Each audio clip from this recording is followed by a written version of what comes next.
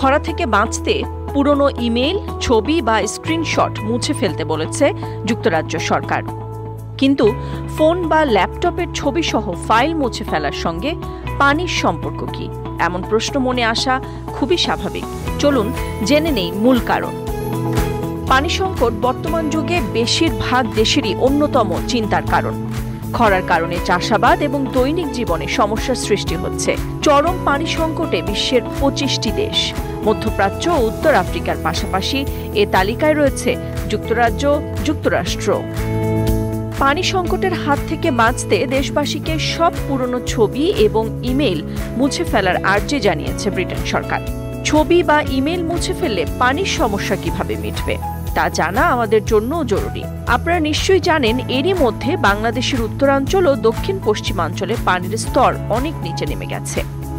গেল কয়েক দশকে এসব অঞ্চলে জলবায়ুজনিত ব্যাপক পরিবর্তন দেখা দিয়েছে। 30 বছর আগে যেখানে 40 থেকে 50 ফুট গভীরে পানি পাওয়া যেত, সেখানে এখন তা প্রায় 150 থেকে 160 ফুট গভীরে চলে গেছে। ইউরোপ জুড়ে সর্বত্রই তাপমাত্রা ঊর্ধ্বমুখী এই মুহূর্তে। 1976 সালের পর 2025 সালের প্রথম 6 মাস ব্রিটেনের শুষ্কতম সময় বলে গণ্য করা হচ্ছে। ইয়র্কশায়ার, ক্যামব্রিয়া, গ্রেটার ম্যানচেস্টার এবং ইস্ট মিডল্যান্ড সহ দেশের 5টি অঞ্চল আনুষ্ঠানিকভাবে খরার কবলে পড়েছে। আরও 6টি অঞ্চলে দীর্ঘদিন শুষ্ক আবহাওয়া থাকবে বলেও জানিয়েছে ব্রিটিশ সরকার। যুক্তরাজ্যের পরিবেশ সংস্থার উপদেশ মেনে হোস পাইপে নিষেধাজ্ঞা, বৃষ্টির পানি সংরক্ষণ, বাথরুমে পানির অপচয় বন্ধ করা সহ নানা পরামর্শ রয়েছে। সেই নির্দেশ মেনে ইয়র্কশায়ার ওয়াটার হোস পাইপ নিষেধ করার পর থেকে পারিবারিক পানির চাহিদা 10% হ্রাস পেয়েছে। এর ফলে প্রতিদিন 80 মিলিয়ন লিটার পানি সাশ্রয় হচ্ছে। এই সব নির্দেশের পাশাপাশি এবার জমে থাকা ইমেইল বা পুরনো ছবি মুছে ফেলতে বলা হচ্ছে।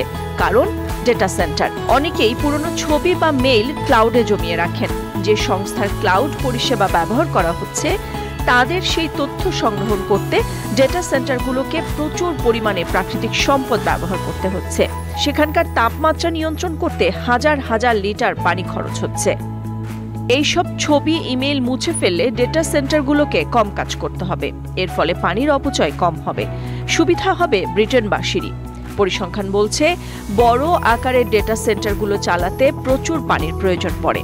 অতি ছোট ডেটা সেন্টার চালাতেও বছরে 2.6 কোটি লিটার পানি দরকার। বৃহৎ প্রযুক্তিগত ডেটা সেন্টারগুলোর কুলিং সার্ভারগুলো প্রচুর পরিমাণে পানি খরচ করে, যা প্রায়শই স্থানীয় সরবরাহ থেকে আসে। উদাহরণস্বরূপ বলা যায়, মাত্র 1 মেগাওয়াট সক্ষমতার একটি ছোট ডেটা সেন্টারে বছরে প্রয়োজন হয় 2,60,00,000 লিটার পানি। শুধু সার্ভার নয়, এসব চালাতে যে বিদ্যুৎ লাগে তা উৎপাদনেও দরকার হয় পানির। জীবাশ্ম জ্বালানি কিংবা পারমাণবিক বিদ্যুৎ কেন্দ্র, সব জায়গাতেই পানির ব্যবহার হয় কুলিং ও বাষ্প উৎপাদনে। তবে পানির সাশ্রয়ে নতুন সমাধানের চেষ্টা করছে প্রযুক্তি কোম্পানিগুলো, যেমন পানির নিচে মাইক্রোসফটের ডাটা সেন্টার বসানো, মেটার উন্নত লিকুইড কুলিং সিস্টেম কিংবা গুগলের পুনঃব্যবহৃত বর্জ্য পানি ব্যবহার। নর্ডিক দেশগুলো আবার অন্য বুদ্ধি বের করেছে। তারা ডাটা সেন্টারের তাপ ব্যবহার করে বাড়ি ঘর গরম করার ব্যবস্থা চালু করেছে। পরিবেশ সংরক্ষণ গোষ্ঠীগুলো সতর্ক করেছে যে খরার সময় এই চাহিদা খাবার পানি, কৃষি চাহিদা এবং পরিবেশগত সুরক্ষার জন্য বাধার সৃষ্টি করবে। ব্রিটেনের পরিবেশ সংস্থার পানি বিভাগের পরিচালক হেলেন ওয়েকহ্যাম বলেন, প্রতিদিনের ছোট ছোট সিদ্ধান্ত, যেমন পানির কল বন্ধ করা, পুরনো ইমেইল মুছে ফেলার মতো অভ্যাস পানির অপচয় রোধ করতে পারে। মানুষের ছোট ছোট অভ্যাস পরিবর্তন অনেক জরুরি, যেমন বাথরুমে লিকেজ ঠিক করা। পরিসংখ্যান বলছে, একটি টয়লেট লিক প্রতিদিন নষ্ট করতে পারে 200 থেকে 400 লিটার পানি। ব্রিটিশ সরকার মনে করে, খরা মোকাবেলা শুধু বড় শিল্প প্রতিষ্ঠানের উপর নির্ভর করছে না, মানুষের কাছে গুরুত্বহীন ছোট ছোট অভ্যাসের উপরও নির্ভর করছে। হয়তো আমাদের ইনবক্স পরিষ্কার করার মতো সিদ্ধান্তই বাঁচাতে পারে আস্ত একটি নদীর পানি। নাদিরা জাহান, নিউজ ডেস্ক, সারা বাংলা।